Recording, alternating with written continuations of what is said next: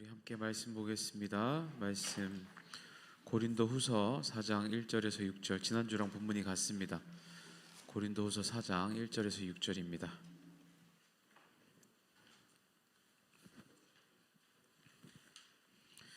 고린도후서 4장 1절에서 6절 말씀, 신약 289면 정도에 있습니다. 고린도후서 4장 1절에서 6절,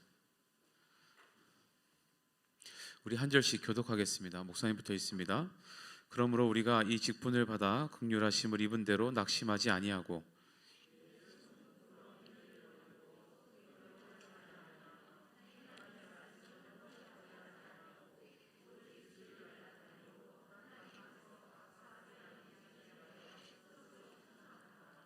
만일 우리의 복음이 가리었으면 망하는 자들에게 가리어진 것이라.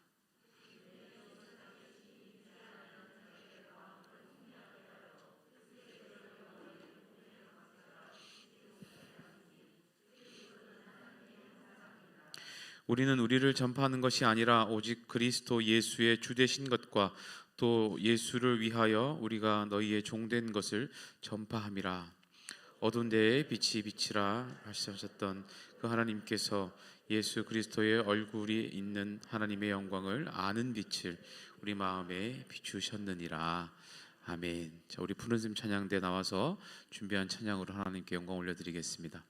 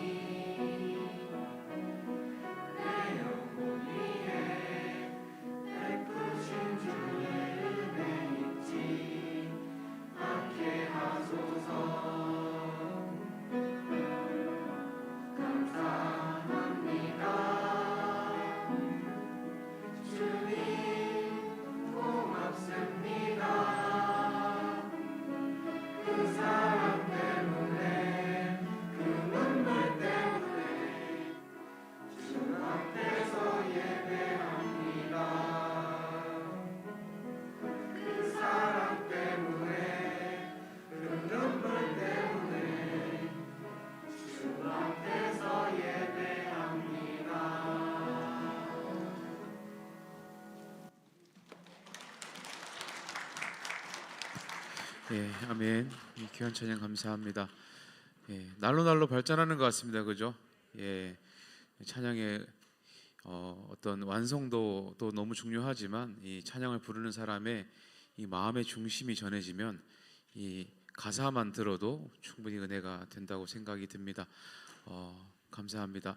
우리 먼저 인사 한번 하면 좋겠는데요. 우리 오늘 온유가 또 새 친구 데려왔네요. 은우 어디 있어요? 손 한번 들어봅시다. 예, 여기 온유가 새 친구 데려왔는데요. 우리 잘 적응하고 또 저희들이 또 믿음의 가족 되는 걸 축하하며 박수 한번 칩시다. 예, 은우 감사합니다. 이 목사님이 갑자기 고민이 하나 생겼어요. 뭐냐 하면 여러분들이 인식하고 있는지 모르겠는데 저희가 1월 1일부터 이제 3월 첫 주가 됐는데 새로운 친구가 10명이 넘어요. 근데 내가 보기엔 니들 다 새로운 친구 같아. 정말 마스크 다 쓰고 있어가지고. 근데 제가 그래서 이게 새로운 친구인지 오래 묵었는데 오랜만에 나온 건지 제가 구분이 잘 안 돼요. 그래가지고 지금 이걸 어떻게 하나 하는데요. 여러분들 이제 새 친구들도 잘 들어요. 나는 너네들을 엄청 오래 전부터 알았던 것처럼 대할 거예요. 그러니까는 특별히 저를 막 저 처음 왔는데 왜 저를 이렇게 너무 익숙하게 대하세요? 뭐 이런 고민 안 하셔도 돼요. 저는 너를 원래부터 알았던 것처럼 대할 겁니다. 계속. 그러니까 여러분들 뭐 저는 쎄삥인데 왜 자꾸 저한테 오래 안 것처럼 이렇게 자꾸 하세요? 이렇게 생각하지 마시고 여러분들이 늘 알았던 것처럼 익숙하게 목사님이 그렇게 대할 테니까 여러분들 얼른 아 여기는 그런 룰이구나 하고 그냥 친한 척 하시면 돼요. 저한테 막 친한 척 하시고 헤이 하시고 야라고만 안 하면 돼요. 예. 하시면 됩니다. 예. 여러분들하고 이렇게 빨리 친해지는 방법이 그게 훨씬 좋을 것 같다는 생각이 듭니다. 우리가 지난주에 착각의 위험성에 대해서 좀 배웠습니다. 그죠? 착각을 하게 만든다고 했습니다. 착각을 하게 만드는 배후에는 누가 있다 그랬죠? 사탄이 있다 그랬습니다. 그죠? 그래서 사탄은 원래 뭐 출신이라 그랬어요? 일진 출신이에요? 뭐 출신이라 그랬어요? 천사 중에서도 가장 뛰어난 천사장 출신이라 그랬습니다. 그런데 왜 사탄이 되었다 그랬죠? 하나님한테 대항했다가 그리고 인간이 하나님처럼 되고 싶어 해서 죄인이 된 거랑 똑같은 원리로 그렇게 죄에 빠졌다고 얘기를 했었습니다. 그리고 그 사탄이 우리에게 어떻게 우리가 왜곡하고 우리가 어떻게 착각하게 만든다 그랬죠? 첫 번째, 뭘 왜곡하게 만든다? 말씀을 왜곡하게 만든다. 두 번째, 누구를 공격해요? 우리를 공격하는데 우리를 어떻게 만든다 그랬죠? 혼미하게 만든다. 이 착각에 빠지면 내 누구 책임이다? 내 책임이다. 예. 그래서 착각에 빠지지 않는 것이 중요하다 말씀을 드렸습니다. 오늘은 그래서 우리가 어떻게 하면 착각에 빠지지 않고 살아갈 수 있는지에 대한 비결을 오늘 바울이 주는 지혜가 있습니다. 그 지혜를 함께 생각해 보겠습니다. 예전에 목사님 후배가요. 이제 저한테 그런 상담을 했습니다. 목사님 후배라고 하는 거는 신학교 후배인 거고 이분도 지금 목사님이 되셨어요. 이분이 전도사님일 때. 저한테 이런 고민 상담을 해요. 저한테 상담을 할 때는 주로 거의 이쪽입니다. 여자 문제입니다. 여자의 연애 이런 고민이 있을 때 저한테 고민을 얘기를 해요. 이 친구가 뭐라고 얘기를 하냐면 자기가 사역하는 교회에 한 여자 청년이 있는데 이 청년이 자기를 좋아하는 것 같다는 거야. 자기를 좋아하는 것 같은데 약간 헷갈린대요. 약간 헷갈리는데 이게 그러니까 내가 보기에 형님이 보기에는 어떤 상태인지 조금 진단을 해달라 뭐 이런 이제 고민을 얘기했어요. 그래서 제가 얘기해보라 그랬어요. 너 왜 그렇게 생각하는데 그 여자가 왜 여자 청년이 왜 너를 좋아한다고 생각하냐 했더니 얘가 근거로 얘기하는 게 이거예요. 일단 그 청년이 자기 부서 리더래요. 리더인데 자기 말을 제일 잘 듣는다는 거예요.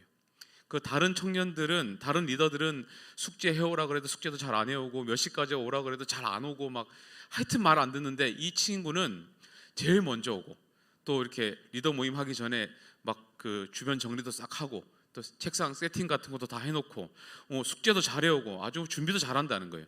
그래서 제가 그랬어요. 또 그러니까 얘가 또 뭐라고 하냐면 이 친구는 올 때 빈손으로 오지 않는다는 거예요. 항상 빈손으로 오지 않고 다른 사람들의 간식도 이렇게 좀 사가지고 굳이 사오라고 시키지도 않았는데 사와서 미리 세팅 다 해놓고 또 중요한 거는 자기 거는 전도사님 거는 더 좋은 걸 사온다는 거예요. 그러니까 그렇다는 거예요. 그래서 내가 또 그랬어요. 그랬더니 지난번에는 집에서 뭐 이렇게 음식을 했는데 자기 것만 따로 싸왔대. 또 따로 싸우고 또 어디 여행을 가면 꼭 이 자기 목사님 거, 그러니까 전도사님 거를 선물을 꼭 사다 준다는 거예요. 그러니까 이 정도면 자기 좋아하는 거 아니냐는 거지. 그래서 제가 뭐라고 할게요? 제가 뭐라고 물어봤을까요? 내가 보기엔 네가 좋아하는 것 같은데 그랬어요. 아 그렇지 않아요? 지가 좋아하는 거야. 뭘 남이 지를 좋아한다고 자꾸 얘기를 해요. 지가 좋으면서 차라리 나한테 형 내가 너무 좋은데 어떻게 하면 좋겠어 이랬으면 제가 진심 어린 조언을 했을 것 같아요. 근데 걔는 지가 좋으면서 얘가 날 좋아하는 것 같은데 어떤지 좀 봐달라고 이렇게 얘기를 한 거지. 그러니까 제가 그렇게 얘기하니까 걔가 뭐라 그러냐면 약간 당황을 하면서 아니 나도 좀 마음이 있긴 있는데 자꾸 제가 저렇게 하니까 내가 마음이 좀 그렇게 나도 좀 헷갈리니까 그래서 물어보는 거 아니냐 막 이렇게 그래요. 그러면서 내가 다시 얘기했어요. 내가 보니까 네가 좋아하니까 다 좋아 보이는 것 같은데 그랬어요. 야 걔는 그냥 좋은 사람인 것 같아 그랬어요. 그렇지 않아요? 그분은요, 그 청년은 그냥 좋은 사람이에요. 그냥 두루두루 잘하고 말 잘 듣고 준비 같은 것도 잘 해오고 혼자 안 해오고 간식 사오는데 또 목사님 거는 좀 더 좋은 거 사오는 게 꼭 좋아해야 하는 건 아니잖아요, 그죠? 너네들도 수학여행 같은 데 가면 목사님 거 초콜릿 이런 거 막 목사님 생각하면서 이전까지 한 명도 안 사왔어. 좀 했으면 좋겠는데 어쨌든 그런 거 할 수도 있는 거잖아, 그지? 그런 건데 뭐 그걸 그렇게 특별하게 의미를 부여하냐 그랬더니 얘가, 그래서 제가 뭐라고 물어봤을까요? 제가 그래서 이렇게 딱 물어봤어요. 예쁘냐? 아, 예쁘대. 근데 그래서 이해가 다 되더라고. 아, 그렇구나. 그래서 제가 뭐라고 확실하게 얘기해 줬냐면, 근데 너가 착각하는 것 같다. 그 사람은 네 생각하고 다를 수도 있다. 근데 아니래요. 확실히 자기를 좋아하는 마음이 있대요. 그리고 제가 뭐라고 했겠어요? 끝까지 우기더라고요. 그래서 제가 알아서 하라 그랬어요. 뭐 이미 답을 정해놓고 나한테 왜 물어보냐고. 알아서 하라고. 그래가지고 그냥 보내버렸어요. 어떻게 됐을까요? 그 다음 어떻게 됐을까요? 고백을 했을까요? 안 했을까요? 고백했으면 좋겠지, 그지? 그리고 고백한 다음에 어떻게 됐으면 좋겠어요? 니들 왜 이렇게 마음이 못됐니? 고백을 했을까요? 안 했을까요? 했어요. 고백을 했어요. 그리고 결과는 어떻게 망했어? 드라마를 하도 많이 봐가지고 이것들이 아주 스토리를 지들이 만들고 있어요. 근데 이 자매가 참 진짜 괜찮은 사람은 맞는 것 같아요. 뭐라고 했냐면, 그렇게 얘기를 하니까 이 자매가 기도해 볼게요 라고 했어요. 괜찮지? 이게 거절이야. 사실은 거절인데 니들도 여자애들도 잘 생각해. 이게 거절이야. 근데 이게 싫어요가 아니고 기도해 볼게요 라고 한 거예요. 그런데 실제로 알고 보니까 이게 그냥 사역자에 대한 존중하는 마음으로 그렇게 한 거지 좋아했던 건 아니었더라고, 실제로. 근데 어디서 문제가 터졌냐면, 이게 문제가 아니에요. 어디서 터졌냐면 다른 데서 터졌어요. 이 상황에 챈 다른 청년들이 난리가 났어요. 예를 들면 이 자매가 괜찮은 사람이라고 그랬잖아. 이 사람을 좋아하던 다른 청년들이 있었을까 없었을까? 이 사람들이 난리가 났어요. 어떻게 전도사님이 중심을 못 지키시고 청년 여자의 청년한테 고백을 하실 수가 있냐고 막 난리가 났어요. 그리고 이 여자 청년을 질투하던 여자애들도 난리가 났어요. 어떻게 이성적인 감정을 그렇게 할 수가 있냐고. 그래가지고요, 제 후배가 나중에 어떻게 됐을까요? 니들이 생각하는 것보다 더 불쌍한 새드 엔딩이었어요. 어떻게 됐어요? 교회를 옮겼어요. 너무 청년들이 난리가 나서 이분이 사역을 그만두고 다른 교회로 옮겼어요. 그런데 여기서 또 반전이 또 있어. 어떻게 됐을까? 결혼했어요, 둘이. 네. 니네들 설교 때는 이렇게 반응 안 하잖아. 왜 이래? 내 설교를 들을 때 이런 반응이 나와야지. 이게 뭐야 이게? 왜 그렇게 됐냐면, 이 자매가 자기 때문에 이렇게 이 전도사님이 큰 일을 겪었다는 거에 대해서 너무 미안해하고 이제 좀 진짜 기도를 많이 했나 봐요. 그리고서는 어차피 이제 이 사람이 교회를 그만뒀으니까 이제 교회 안에서 교제가 아니잖아요. 그래서 교제를 시작했어요. 그냥 하고서는 지금은 결혼해서 애도 잘 낳고 잘 살고 있어요.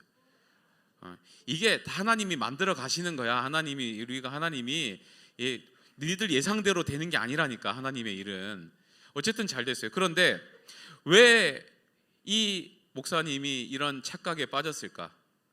우리가 여기에서 분명하게 알 수 있는, 우리가 착각에 빠지는 이유가 있습니다. 뭐예요?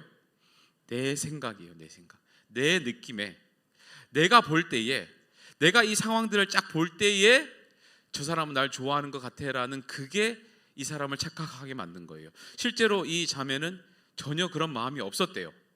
물론 목사님으로서의 존경하는 마음은 있었지만 그 사람에 대해서 자기가 이성적으로 남자로서 느끼는 그런 마음은 별로 없었대요. 그런데 내가 볼 때에, 내 생각에, 내 느낌에, 내 기준에 라고 생각하니까 착각하게 되는 거죠. 내가 볼 때 제가 날 좋아하는 것 같은데, 내 생각에 저 사람이 나한테 호감이 있으니까 저렇게 행동하는 것 같은데 라고 하는, 그게 나를 착각하게 만들어요. 그러면 질문, 사탄이 우리를 착각하게 만들려면 어떻게 만들면 될까요? 그러면 모든 걸 누가 판단하게 하면 돼요? 내가 판단하게 만들면 돼요. 사탄이 내가 생각하게 만들면 나는 착각에 쉽게 빠져요. 내가 생각하고 내가 판단하고 내 기준이 중요해지면 그때부터 사탄은 일하기가 너무 쉬워지는 거예요. 사탄은 인류 역사를 통해서 그렇게 일해 왔어요. 그렇게 사람들을 속여 왔어요. 한번 볼까요? 성경에 너무 명확한 증거가 있어요. 여러분, 천지 창조 창세기 때에 있었던 인류 최초의 사람 이름이 뭐죠? 처음 들어. 그 연애 얘기는 그렇게 좋아하더니 성경으로 들어가니까 이렇게 대답을 안 한다고? 자, 인류 최초의 인간 이름이 뭐죠? 여러분, 아담이 어떻게 죄를 지었습니까? 먹지 말라는 거 안 먹으면 되잖아. 근데 그걸 먹게 된 이유가 뭐예요? 내가 보기에, 내가 그걸 보고 있으니까 내 생각에, 내 느낌에 보암직도 하고 먹음직도 하고, 또 뭐예요? 이걸 먹으면 내가 하나님처럼 될 것 같은데 하는 내 생각이 들어가면서부터 시작됐어요. 착각이 이렇게 일어나서 인류가 망한 거예요. 그러면서 죄가 들어오고 여러분들이 원죄라는 죄의 굴레에 태어날 때부터 빠져서 나올 수밖에 없는 일이 이 인간의 착각 때문에 시작된 거예요. 이것이 죄의 시작입니다. 또 한번 볼까요? 사사기 시대에도 마찬가지였어요. 그냥 우리는요, 하나님이 하라는 건 하고 하나님이 하지 말라는 거 안 하면 돼요. 그런데 사사기 성경 마지막 구절 21장 25절 말씀 보면 이렇게 기록되어 있습니다. 한번 같이 읽어봅시다. 함께 읽습니다. 시작. 그때에 이스라엘의 왕이 없었으므로 사람이 각기 자기의 소견에 오른 대로 행하였더라. 자, 여러분, 여기에 보시면 큰 두 가지 착각이 있습니다. 첫 번째 착각이 뭘까요? 여기에 큰 착각이 두 가지가 있어요. 첫 번째 착각 뭐예요? 정말로 이스라엘의 왕이 없었습니까? 없었던 것 같은데요? 인간 왕 없었는데요? 근데 여러분, 다시 한번 묻습니다. 진짜로 이스라엘의 왕이 없었습니까? 이스라엘은 항상 시작부터 지금까지도 왕이 있습니다. 누구예요? 하나님이 왕이셨어요. 하나님이 왕이시기 때문에 하나님이 왕인 세상에는 인간 왕이 필요해요? 안 필요해요? 안 필요해요. 그냥 하나님이 하라는 거 하고 하지 말라는 거 안 하면 돼요. 그런데 하나님이 왕이셨음에도 불구하고 왕이 없었다라고 얘기해요. 무슨 말이에요? 하나님을 무시하고 있어요. 하나님을 배제해요. 내가 보기에 안 보여요. 그럼 없는 거예요. 이게 내 생각에, 내 기준에 거기에 사로잡히면 있는 왕도 없다고 해버리는 것이 인간의 연약함이에요. 그리고 그 자리에 누가 왕이 되는 거예요? 내가 왕이 되는 겁니다. 어떻게? 내 생각에, 내가 보기에, 내가 이렇게 생각하니까, 내가 이렇게 하고 싶으니까 내가 왕이 되는 거예요. 내 인생의 왕이 나야, 이렇게 얘기를 하는 거죠. 여러분들, 사실 제가 되게 요즘 위험하다고 생각하는 것 중에 하나가, 여러분들 학교에서 교육받는 것들, 또 유튜브나 여러 가지 매체들을 통해서 여러분들이 자주 듣는 내용들 중에 이런 내용들이 굉장히 많습니다. 네 인생의 주인은 너야. 네 인생의 주인은 네가 선택하는 거고, 네가 행복하기만 하면 그만인 거고, 다른 사람 생각 같은 거, 눈치 같은 거 보지 마. 네 인생의 주인은 너야. 네가 알아서 하면 돼. 라는 얘기들을 엄청 많이 듣죠. 여러분들이 그런 얘기들을 수없이 듣고 오다가 이런데 교회 와가지고 목사님 얘기를 들어요. 아니, 네 인생의 주인은 하나님이야. 너 마음대로 결정하면 안 돼. 하나님한테 물어봐야 돼. 그래서 기도해야 돼. 이렇게 들으면 여러분들 혼란이 올까요? 안 올까요? 혼란이 오죠. 그러니까 나중에는 어떻게 생각해요? 교회는 교회, 세상은 세상. 교회에서는 교회 말 잘 듣는 척하고, 세상에서는 세상의 소리에 귀 기울이고, 그렇게 사는 겁니다. 여러분, 근데 분명한 것은요, 우리의 인생은 우리의 것입니까? 아닙니까? 아니에요. 우리가 수련회 동안 배운 게 뭐예요? 부르심의 소망. 누가 불렀어요? 하나님이 부르셨죠. 왜 부르셨어요? 부르심에는 목적이 있다 그랬습니다. 그죠? 그러면 부르심의 목적이 있다는 건 무슨 말이에요? 하나님이 목적을 가지시고 우리를 이렇게 살게 하셨다는 거예요. 우리 인생은 누구 거예요? 하나님 거예요. 우리의 생각이, 출발이 그렇게 고정되지 않으면, 하나님 것이라는 것이 고정되지 않으면 우리는 자꾸 착각에 빠지는 겁니다. 내 기준, 내 생각, 내 인생 내 건데 왜 남이 뭐라고 하라는 거지? 목사님이 왜 그렇게 못하게 하는 거지?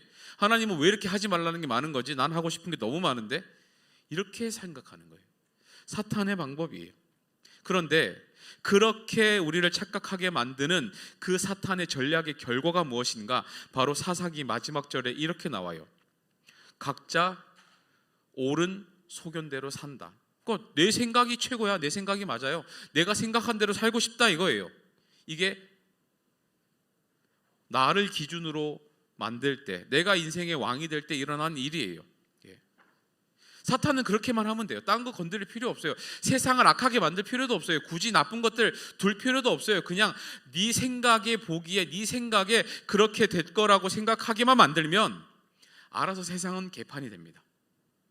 정말이에요. 만약에 여기 교회에서 목사님이 없어요, 선생님이 없어요, 니들끼리 룰 정해가지고 한번 수련회 해봐 그러면 그 수련회가 잘 될까요, 안 될까요? 엉망진창이 될 겁니다. 내 생각에는 지금 찬양을 해야 될 것 같은데 아니야, 지금 밥부터 먹어야 돼, 아니야, 무슨 소리야, 간식부터 먹어야 돼, 아니야, 쉬자, 난리가 날 겁니다. 각자의 생각대로 살면 세상은 망해요. 그럼에도 불구하고 지금 우리가 살아가는 세상이 망하지 않고 이렇게 잘 흘러올 수 있는 이유는 보이지 않는 하나님의 이끄심이 있다고 저는 분명히 믿습니다. 우리의 인생의 주인 되신 하나님께서 책임져 주시는 게 있기 때문에 이 세상이 각자의 생각대로 사는 것처럼 보이지만 그럼에도 불구하고 이렇게 유지되고 이끌어오신 은혜가 있다고 생각이 들어요. 그러면 오늘 말씀을 통해서 우리가 어떻게 하면 이 사탄의 공격, 나를 착각하게 만드는 그 사탄의 공격으로부터 우리가 자유로워질 수 있는지 이 바울이 주는 지혜와 교훈을 함께 생각해 보면 좋겠습니다. 지난주에 우리가 사탄의 전략 두 가지 배웠습니다. 뭘 왜곡시킨다고요? 말씀을 왜곡시킵니다. 두 번째 뭘 또 공격해요? 우리를 혼미하게 만든다 그랬어요. 그리고 그러면 그러한 사탄의 공격으로부터 우리가 어떻게 자유로워질 수 있는가? 5절 6절 말씀인데요, 우리 함께 읽어보겠습니다.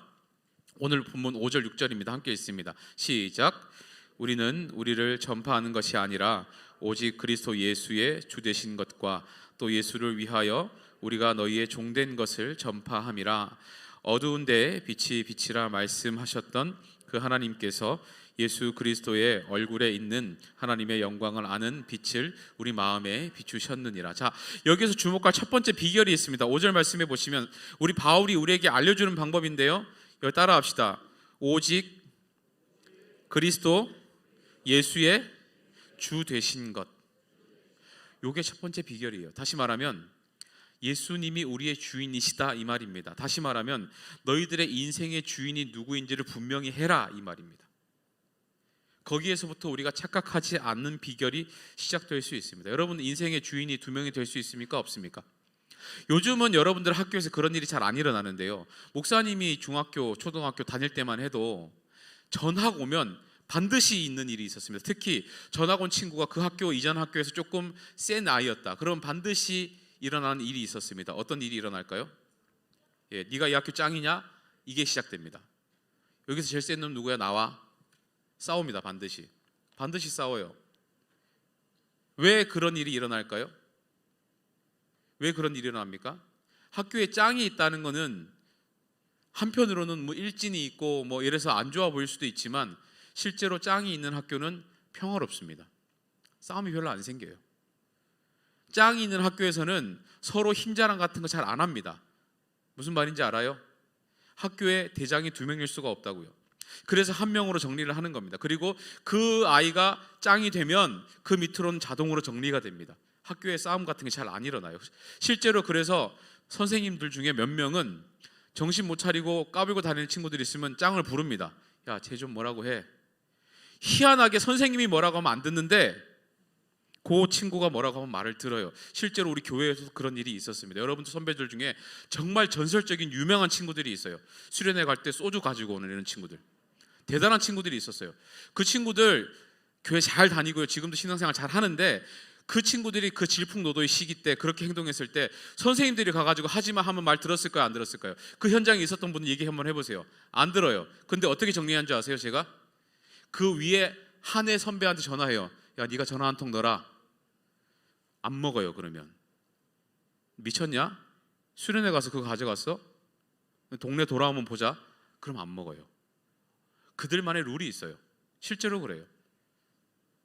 우리가 반드시 힘은 부딪히게 돼 있고 인생의 주인은 둘이 될 수가 없습니다. 하나예요, 무조건. 근데 주로 어디서 싸우냐면 하나님이 내 인생의 주인인가, 내가 내 인생의 주인인가로 싸워요. 주로 자꾸 그렇게 싸우는 거예요. 여러분들 인생의 주인이 정말로 예수님인가를 물으면 여러분들이 대답은 네라고 할 겁니다. 그런데 여러분들이 이렇게 물어보시면 돼요. 여러분들이 중요한 결정을 할 때 누구의 생각과 누구의 의견을 가장 많이 반영합니까를 물어보면 우리가 우리의 인생의 주인이 예수님이 아닐 때가 굉장히 많습니다. 우리 청년 선생님들 취업하실 때 그런 기도를 많이 부탁해요. 목사님, 이번에 제가 좋은 회사를 면접을 보게 됐는데 연봉도 진짜 많이 주고요. 너무 좋아요. 그런데 거기는 2주에 한 번은 교회를 빠져야 돼요. 근데 목사님, 한 곳은요 별로예요. 근데 주말은 쉴 수 있어요. 어디를 가야 되죠?를 왜 물어보지 나한테? 이미 답이 정해진 것 같은데 약간 그런 경우들이 되게 많습니다.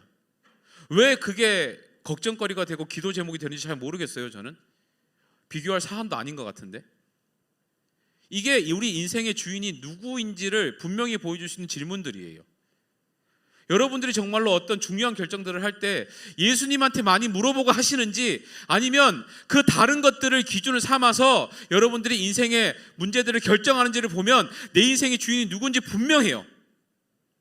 우리가 착각하지 말아야 되는 것이 뭐냐면요, 내가 사로잡은 줄 아는 게 그게 날 사로잡은 거예요.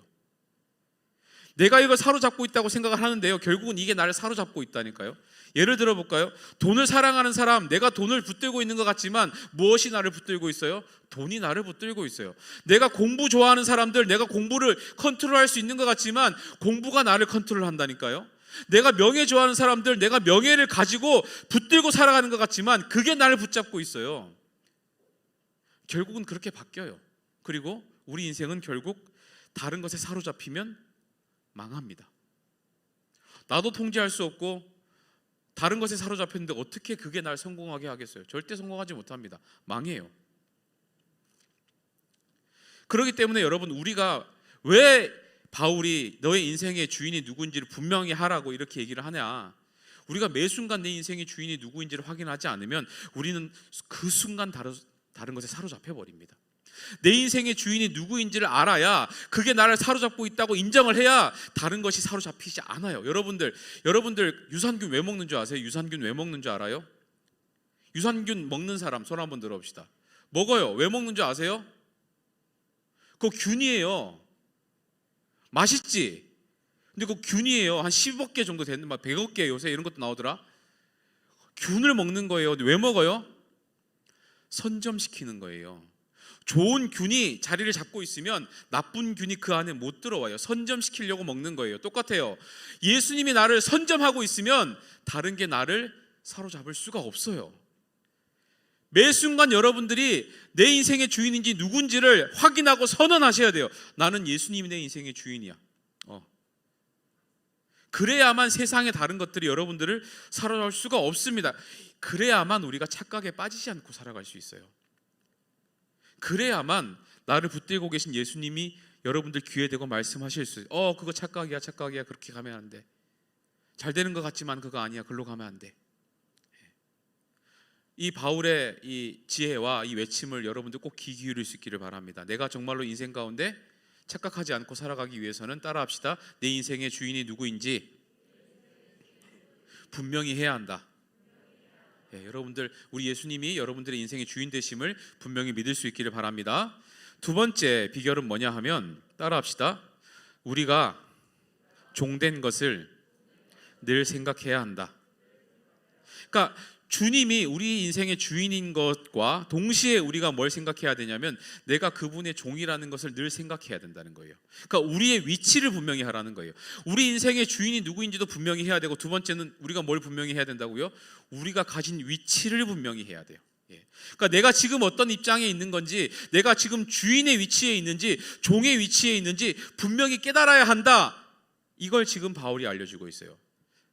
목사님이 재밌는 얘기 하나 해드릴게요. 남자들 군대를 가면, 요즘도 그런 일이 있는지 모르겠는데, 가끔 이 군대 가면 여러분들 다양한 또래의 사람들이 옵니다. 그 나이대 사람들이 주로 와요. 21살에서 23살, 4살 요 정도 사람들이 모여 있는 거예요. 그러니까 여러분들 다 또래입니다. 생각도 비슷하고 말하는 것도 비슷하고 세대도 비슷하고 그냥 관심사도 되게 비슷합니다.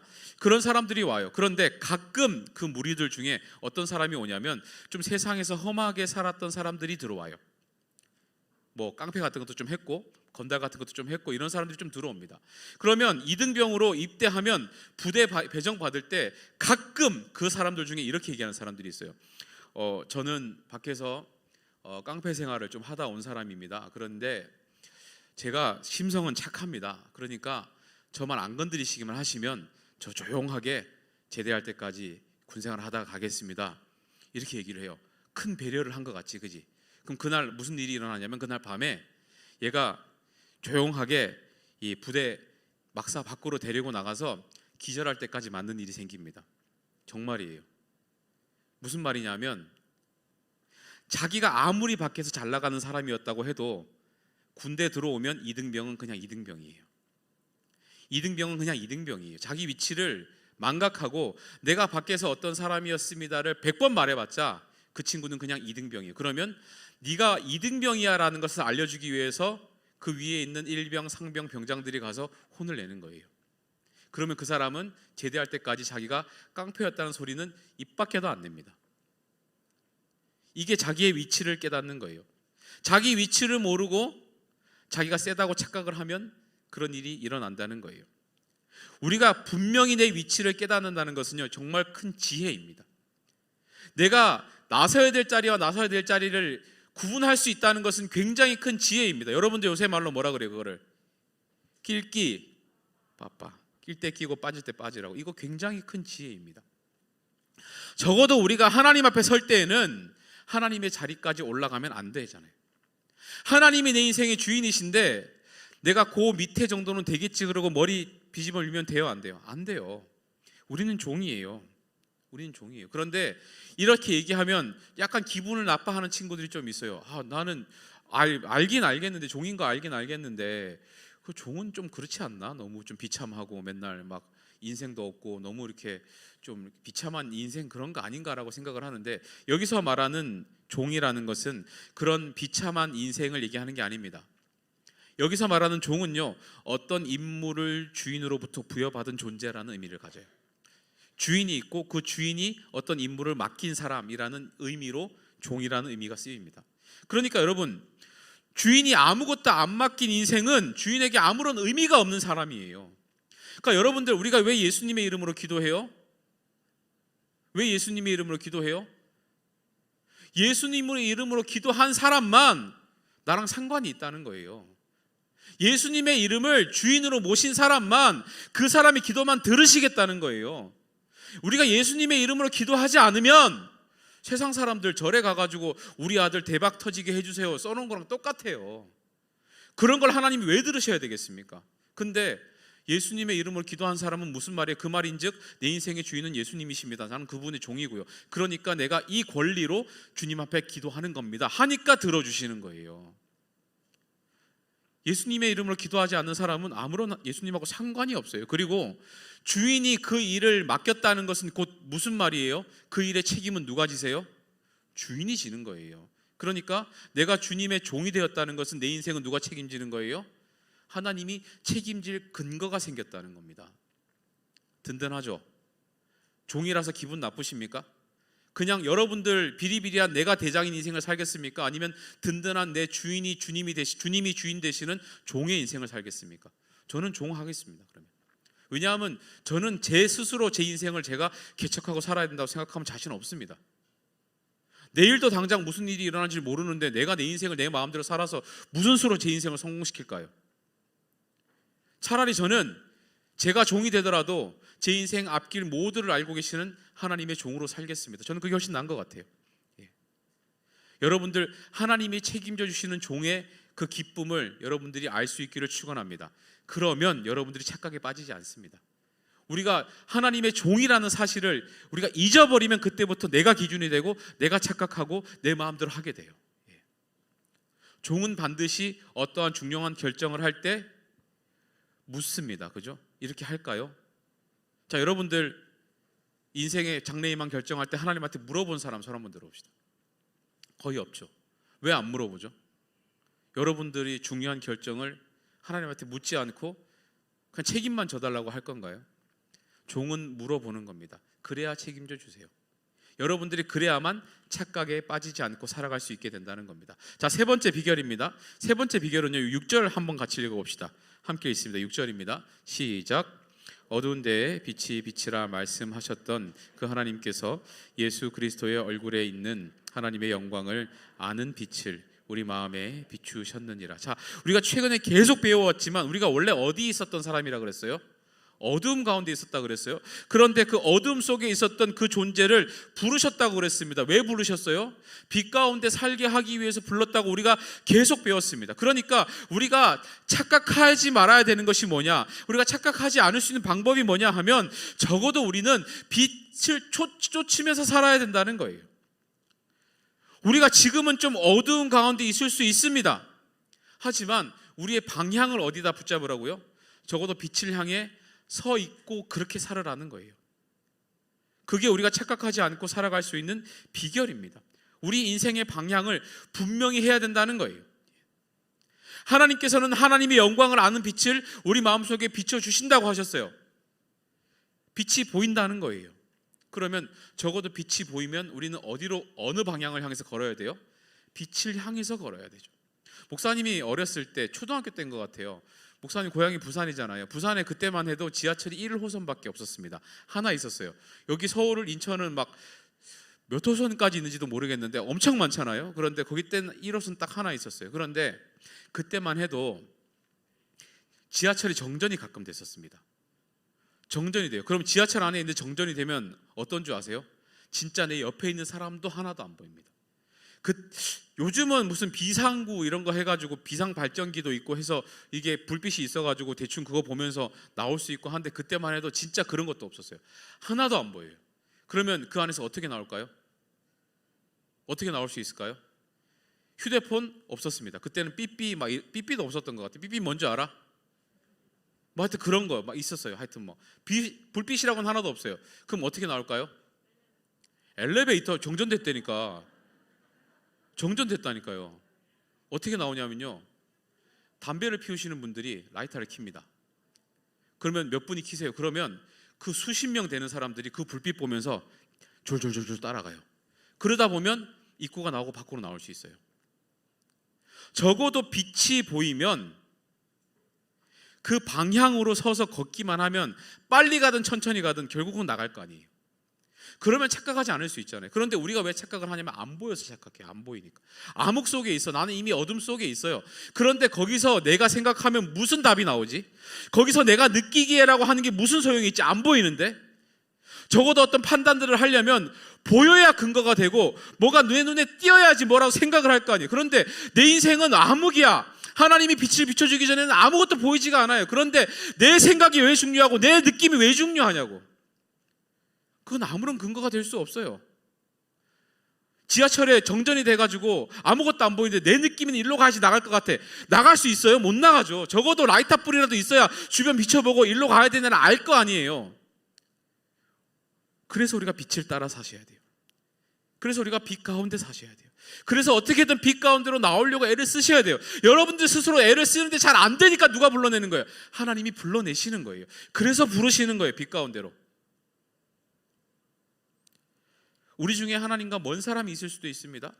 하나님과 가까운 사람도 있을 수 있습니다. 그런데 문제는 하나님과 가깝다 멀다가 아니에요. 하나님하고 멀어도 내가 빛을 향해 서 있으면 그 사람은 희망이 있어요. 근데 아무리 하나님하고 가까워도 내가 하나님을 등지고 있으면 그 사람은 안 돼요.